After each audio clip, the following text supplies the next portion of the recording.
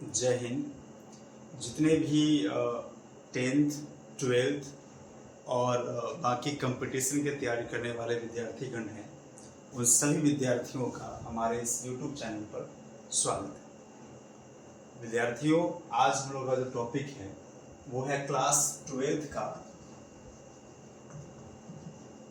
एक बहुत ही महत्वपूर्ण, एक बहुत ही प्यारा सा चैप्टर जिसका नाम है ह्यूमन हेल्थ एंड डिजीज, जिसे हम लोग हिंदी में मानव स्वास्थ्य और रोग कहते हैं। और इस चैप्टर में आप लोगों को मानव के स्वास्थ्य से संबंधित, उनमें होने वाले रोगों से संबंधित और उनके उपचार, क्या उसका प्रिवेंशंस होंगे, उन सभी से संबंधित टॉपिक का बहुत विस्तार में आप लोग अध्ययन करेंगे, उसके बारे में बताया जाएगा। जहाँ तक एनसीईआरटी के हिसाब से इसके वेटेज का सवाल है, इस चैप्टर से बहुत अच्छे खासे क्वेश्चन क्लास 12th के एग्जाम में पूछे जाते हैं। इतना ही नहीं, केवल क्लास 12th में ही इसके क्वेश्चंस नहीं आते, बाकी कंपटीशंस में भी इसके क्वेश्चन बहुत भर भर कर पूछे जाते हैं। तो अगर आप इस चैप्टर को बहुत ध्यान से, अगर एकाग्रता के साथ पढ़ लेते हैं तो आप बहुत फायदे में रहेंगे आगे आने वाले कंपटीशंस के लिए भी, या आपके आगामी बोर्ड एग्जाम के उद्देश्य से भी बहुत इंपॉर्टेंट चैप्टर होने वाला है। तो हम लोग बिना किसी देरी के कुछ महत्वपूर्ण बातों की चर्चा करेंगे इसमें, और गहराई से समझने का कोशिश करेंगे कि इस चैप्टर का बेसिक महत्व क्या है। सबसे पहले आप लोगों को इस चैप्टर में ही दो शब्द दिखाई दे रहे होंगे, इसमें कि एक आपका है स्वास्थ्य। अगर हम बात कर ले स्वास्थ्य का, जो कि हेल्थ होता है, अगर हम इसकी चर्चा करें कि स्वास्थ्य क्या है या हेल्थ किसे कहेंगे, स्वास्थ्य क्या होता है। तो सबसे पहले, जिस समय WHO उतना बहुत अच्छे प्रकार से दुनिया के स्तर पर अस्तित्व में नहीं था, WHO यानी कि वर्ल्ड हेल्थ ऑर्गेनाइजेशन, विश्व स्वास्थ्य संगठन, उस समय हर एक कंट्री के जो प्रख्यात प्रबुद्ध लोग थे, जिन्होंने विज्ञान को अच्छे से समझा जाना था, उन्होंने अपने अपने हिसाब से स्वास्थ्य को परिभाषित किया हुआ था। जिसमें कि एक परिभाषा ये सुनने में आती थी, आप लोग पढ़े भी होंगे, कि अगर किसी इंसान का पूरा जो जैविक प्रक्रिया है शरीर का, अगर वो ठीक ढंग से चल रहा है, बहुत अच्छे प्रकार से मूव कर रहा है, सारी गतिविधियां जो जैविक हैं शरीर की वो इस तरह से चल रही है, तो उसका स्वास्थ्य अच्छा माना जाता था। लेकिन WHO ने जिस पर अध्ययन किया बहुत विस्तार से, तो उसने पाया कि केवल शारीरिक चीजों का ही अच्छे प्रकार से चलना अच्छा स्वास्थ्य का पैरामीटर नहीं हो सकता है। कभी कभी क्या होता है कि हम लोग मेंटली तौर पर भी डिप्रेस्ड होते हैं, मानसिक तौर पर भी हम ग्रसित होते हैं किसी बीमारी के, तो वो भी हमारे स्वास्थ्य को कहीं ना कहीं प्रभावित करता है। तो केवल शारीरिक रूप से अगर ये हम पढ़ रहे हैं कि शारीरिक तरीके से कोई अगर गड़बड़ी शरीर में उत्पन्न हो गई तो हमारा स्वास्थ्य खराब हो जाएगा, तो वो कहीं ना कहीं सुइटेबल नहीं होगा। तो विस्तारित तरीके से हम इस बात को जानने का प्रयास कर रहे हैं, तो हमें ये समझना पड़ेगा कि WHO ने क्या कहा। तो WHO का कहना था कि यदि किसी व्यक्ति का शारीरिक और मानसिक दोनों प्रकार का जो स्वास्थ्य है, अगर वो अच्छा है, सटीक है, तो फिर उसका स्वास्थ्य अच्छा माना जाएगा। यदि उनमें कहीं पर कोई बाधा है तो फिर उसका स्वास्थ्य अच्छा माना नहीं जाएगा। तो अब WHO के हिसाब से ही चीजों को ध्यान में रखेंगे कि हेल्थ किसे कहेंगे। गुड हेल्थ क्या हो सकता है कि अगर मानसिक और शारीरिक दोनों प्रकार के जो स्थितियां हैं वो अगर सटीक हो, सुचारू रूप से चल रही हो, फिर हमारा स्वास्थ्य अच्छा माना जा सकता है। ठीक है, तो सबसे पहले हम लोग स्वास्थ्य के बाद चर्चा थोड़ा सा कर लेंगे कि जैसे अब हम लोग को रोग जानना है, तो अगर रोग जानना है, डिजीज के बारे में जानना है, तो डिजीज को जानने के लिए हम कुछ पैरामीटर्स लेकर के चलते हैं, जैसे कि आपको आसानी समझाने का हम प्रयास करेंगे। तो सबसे पहले हम लोग जानते हैं रोग कैसे उत्पन्न होगा, क्या क्या चीज हो सकता है। तो आप जानिए पहले पैथोजेन के बारे में कि पैथोजेन क्या होता है। पैथोजेन जो होता है, इसको हम लोग रोग कारक कहते हैं, या फिर आप इसको रोगाणु कह सकते हो, रोग कारक या फिर रोगाणु। ये पैथोजेन, रोग कारक या रोगाणु क्या होता है? जैसे हमें पता है कि कोई भी बीमारी जो होती है, जो खासकर कम्युनिकेबल है, जो संक्रामक है, जो एक दूसरे में फैल सकती है, वो कहीं ना कहीं आपके अंदर कहीं ना कहीं से स्प्रेड होकर के आती है, फैल करके आती है, या आपसे फिर कहीं ना कहीं वो किसी दूसरे व्यक्ति में फैलेगी, वो जाएगी। तो कहीं ना कोई माध्यम होता है उसमें। कोई बैक्टीरिया हो सकता है, कोई वायरस हो सकता है, कोई प्रोटोजोआ हो सकता है, कवक हो सकता है, जिसको हम फंगी कहते हैं, और भी कई सारे माध्यम हो सकते हैं, ईस्ट हो सकता है, और भी बहुत प्रकार जीवाणु वगैरह होते हैं। तो जिनके माध्यम से, जिनके द्वारा रोग उत्पन्न होता है, जो रोग उत्पन्न करते हैं किसी शरीर के अंदर, उन्हें हम लोग कहते हैं पैथोजिन या फिर रोग कारक या फिर रोगाणु, जो आपके अंदर पहुंच करके आपके अंदर रोग को जनरेट कर देगा, रोग को उत्पन्न कर देगा, वो कहलाता है रोग कारक या फिर रोगाणु, जिसे हम लोग अंग्रेजी में पैथोजिन कहते हैं।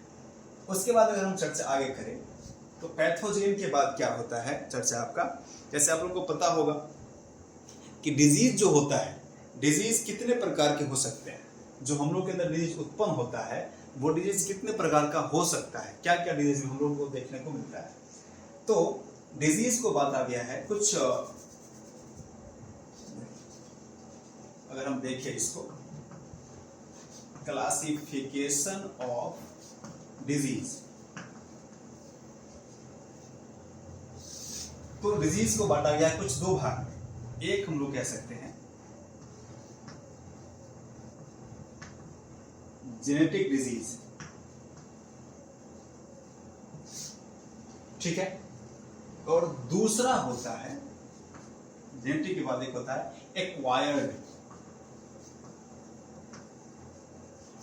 एक्वायर्ड डिजीज, जैसे हम लोग हिंदी में कहेंगे आनुवांशिक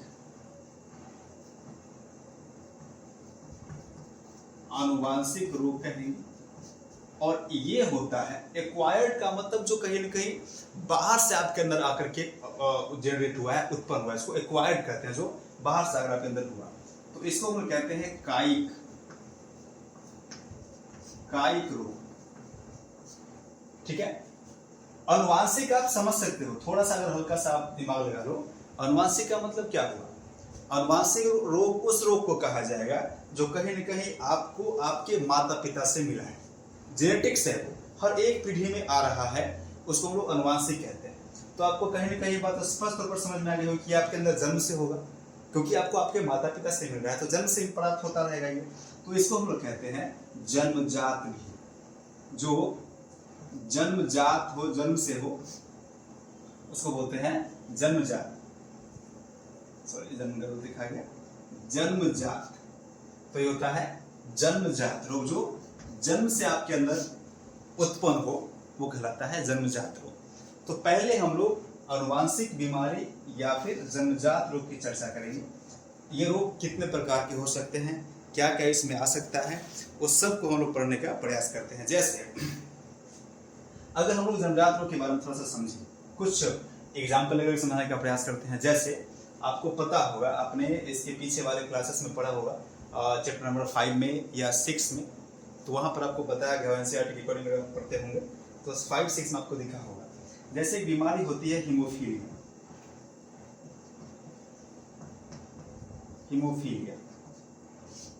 ये जो बीमारी है हीमोफीलिया, आपको पता है रक्त के जमने की क्षमता जो होती है वो समाप्त हो जाती है। कैसे समाप्त हो जाती है, तो इस बीमारी में क्या होता है कि एक्स क्रोमोसोम पर एक जीन होता है H टाइप का, जिसको हम बोलते हैं हीमोफीलिया का जीन, और ये क्या करता है आपके शरीर के अंदर रक्त के जमने की क्षमता को समाप्त कर देता है। जैसे रक्त पतला हो जाता है और कभी जब कटता फटता है कोई अंग हमारा, तो रक्त अविरत तौर पर प्रभावित होता रहता है, बंद नहीं होता है। और ये एक ऐसा रोग है जो क्रोमोसोम से जुड़ा हुआ है इसका जीन, तो ये हर एक पीढ़ी में ट्रांसफर होता रहता है। तो ये अनुवांशिक रोग होता है। अगर किसी के माता के पास अगर ये रोग है, तो इसके फैलने का एक पैटर्न होता है कि अगर किसी के माता के पास ये रोग है तो उसके अगली पीढ़ी में जो नर होंगे वो ग्रसित हो जाएंगे इस बीमारी से, और जो महिलाएं होंगी वो वाहक हो जाएंगी। तो ये कैसा रोग हुआ, ये हो गया आपका अनुवांशिक रोग, क्योंकि ये हर एक पीढ़ी में ट्रांसफर होता रहेगा। इसी प्रकार से जैसे आपका पता होगा वर्णांधता होता है, ये भी एक ही अनुवांशिक रोग होता है। जैसे आपका फिनाइलकीटोन्यूरिया हो गया, जैसे आपका सिकल सेल एनीमिया हो गया, जैसे आपका सिकल सेल एनीमिया के साथ साथ कुछ और भी बीमारियां होती हैं। वो सारी बीमारियां जो होती है वो आनुवांशिक होती है। ये हर एक जन्म में पीढ़ी में ट्रांसफर होती रहेंगी। तो ये बीमारी कौन सी बीमारी हुई? आनुवांशिक बीमारी हुई। उसके बाद बात करते हैं कायिक। कायिक बीमारी में एक्वायर्ड में क्या होगा कि वैसी बीमारियां जो बाहर के माध्यमों से आपके अंदर फैला हुआ हो, जो आपके अंदर जनरेट हो गया हो बाहरी प्रभाव की वजह से, क्लाइमेट के इफेक्ट की वजह से, वो कहलाता है एक्वायर्ड डिजीज, यानी कि कायिक रोग जो आपको बाहर के माध्यम से प्राप्त हुआ हो। तो जैसे आपको पता होगा बाहरी माध्यम से क्या क्या आपको मिल सकता है, कौन कौन सी बीमारियां उत्पन्न हो सकती है। लेकिन इसको और विस्तार में जानने के लिए बेहतर होगा कि हम इसे कुछ पार्ट्स में बांट लें। जैसे इसे दो भागों में बांटा गया है। अध्ययन की सुगमता के दृष्टिकोण से इसे दो भागों में बांटा गया है। एक होता है आपका नॉन कम्युनिकेबल,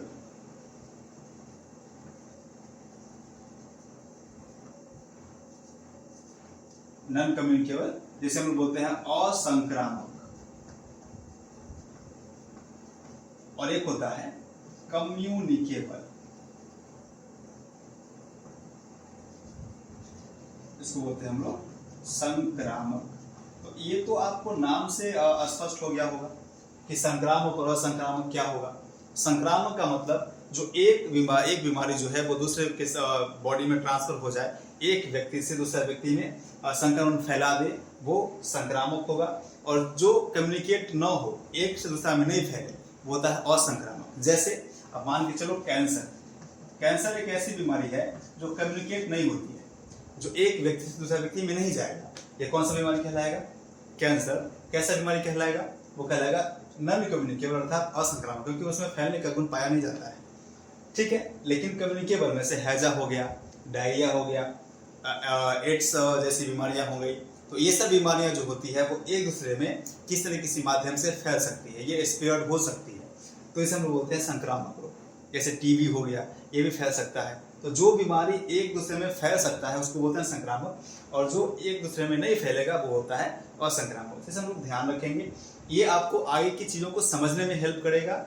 इससे जुड़ा हुआ कुछ ही टॉपिक ऑब्जेक्टिव में तौर पर पूछे जाते हैं आपके 12th के एग्जाम में। यहाँ से बहुत बड़ा सब्जेक्टिव विषयनिष्ठ प्रश्न नहीं आएंगे, लेकिन वस्तुनिष्ठ प्रश्न इसमें से पूछे जाते हैं। तो आपको अच्छे प्रकार से ध्यान रख लेना है। ठीक है।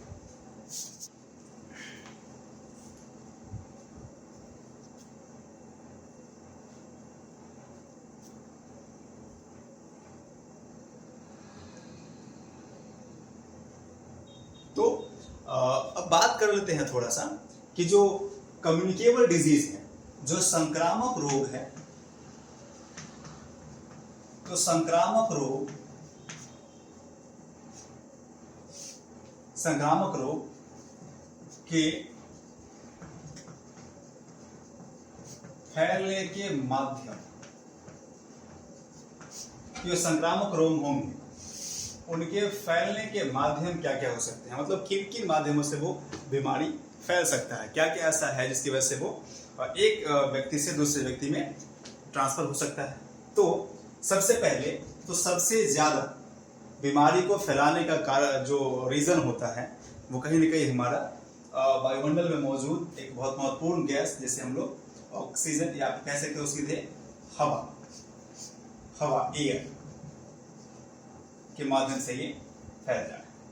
तो सर्वाधिक मात्रा में जो बीमारियां होती है वो हवा के माध्यम से ही स्प्रेड होती है। तो एक ये सबसे इंपॉर्टेंट हुआ। दूसरा आप कह सकते हो जल या पानी के माध्यम से भी फैलता है। ठीक है। तीसरा आप कह सकते हो कीड़े मकोड़े, कीट, इंसेक्ट्स। चौथा आप कह सकते हो दूषित भोजन से। ठीक है।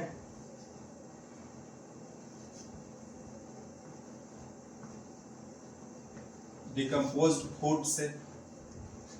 ठीक है। और पांचवा आप कह सकते हो संसर्ग से। इसको बोलते हैं बाय कांटेक्ट।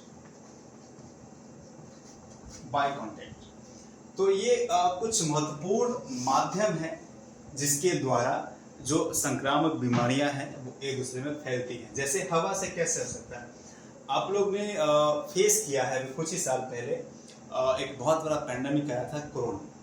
तो कोरोना में जो वायरस था कोविड-19, ये आप बताओ सर्वाधिक किसके माध्यम से फैल रहा था ये?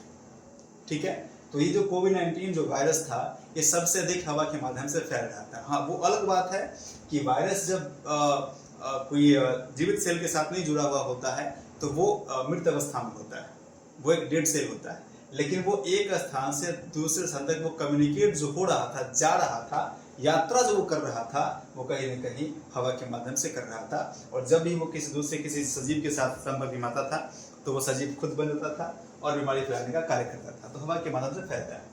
पानी आपको पता होगा, पानी एक बहुत महत्वपूर्ण एलिमेंट है हमारे लिए, अपने जीवन के लिए। इसके माध्यम से फैलता है। जैसे आप कहीं अगर किसी ऐसे स्रोत से पानी पी रहे हैं जिसमें कोई जानवर वगैरह मरा हो कहीं दूर, उस स्रोत से आपने अगर पानी पी लिया तो उसमें बहुत सारे जीवाणु हो सकते हैं, जैसे ई कोलाई वगैरह होता है, इससे डायरिया का खतरा बढ़ जाता है। तो आप पानी के अगर दूसरे रूप में पी रहे हैं, उसको यूज कर रहे हैं, तो आपको इससे भी बीमारियां हो सकती है। कीट तो आपको पता ही है, जैसे मक्खी वगैरह, अगर किसी दूषित स्थान पर वो बैठा हुआ है और वो वहां से उड़ करके आपके अगर भोजन पड़ा करके बैठ गया तो बहुत सारे चूहों को लेकर के आएगा और जैसे आपको बीमारियां फैला सकता है। वो दूषित भोजन, आप ये तो आसानी से समझते होंगे, जैसे पानी है वैसे ये दूषित भोजन है, इससे भी बहुत सारी बीमारियां उत्पन्न हो सकती है अगर वो गड़बड़ है तो। संसर्ग का जो मतलब होता है, बाय कांटेक्ट का मतलब, जैसे आपने पढ़ा होगा एड्स वगैरह जो होता है, एड्स हो गया, जितनी भी यौन संचालित रोग है, एसटीडी है, सेक्सुअल ट्रांसमिटेड डिजीज, तो उसमें क्या होता है कि ये कांटेक्ट से ही बढ़ता है। ये जो फैलता है एक दूसरे में वो कांटेक्ट से ही फैलता है। जैसे ड्यूरिंग द सेक्स जो प्रोसीजर्स है उसमें अगर एक व्यक्ति अगर गंभीरता के साथ शिकार है किसी संक्रामक रोग का और खास करके यौन संचालित रोग का, तो जिसके साथ वो कांटेक्ट में है उसको भी फैला सकता है। ठीक है, तो ये सारे माध्यम हैं जिसके द्वारा जो कम्युनिकेबल डिजीज होते हैं वो एक दूसरे में फैलने का कार्य करते हैं। ठीक है, तो अगर हम लोग इस बात का ध्यान रखेंगे तो इस प्रकार की गंभीर बीमारियों से शायद बच पाए। ठीक है, तो ये हो गया आपका कि किन किन माध्यमों से हम बीमारियों को फैलने से फैलते हैं या उसको देखते हैं फैलते हुए। ठीक है, आगे बढ़ते हैं। तो ये जो हमारा डिजीज हुआ, अब हम लोग एक संक्रामक बीमारी की चर्चा करेंगे आज के क्लास के लिए। उसके बाद आपका ये सेशन लास्ट हो जाएगा, फिर अगले वीडियो में हम लोग आगे की बीमारियों की चर्चा करेंगे। तो आज हम लोग जो बीमारी पढ़ेंगे वो हमारा आज का कॉलेरा होगा, जिसको हम लोग हैजा के नाम से भी जानते हैं। हम लोग हैजा के बारे में देखते हैं, कॉलेरा के बारे में देखते हैं कि ये किस प्रकार का बीमारी है, क्या इसका पैथोजन होगा, क्या इसके उपचार होंगे, क्या इसका प्रिवेंशन होगा। सब लोग हम इस चीज़ों को देखने का प्रयास करेंगे। तो आज का हमारा जो बीमारी है कम्युनिकेबल वो है कॉलेरा, इसे हम लोग हैजा के नाम से जानते हैं। ठीक है, देखिए अगर किसी बीमारी को आपको बहुत अच्छे प्रकार से दिमाग में फिट रखना है तो आप कुछ उसको पॉइंट आउट कर लो, उसमें से कुछ चीज़ों को, जैसे कि किससे वो फैलता है। तो आपको बताया कि कुछ समय ही पहले कि जिससे फैलता है उसको हम पैथोजन बोलते हैं। तो उसका पैथोजन कौन सा है, तो आप पहला ध्यान रखो उसका पैथोजन, यानी कि जो रोग कारक है वो कौन सा है उसका, ये ध्यान रख लो। तो ध्यान रखेंगे कि कॉलेरा का जो रोग कारक है वो होता है वाइब्रियो कॉलेरी। वाइब्रियो कॉलेरी नाम का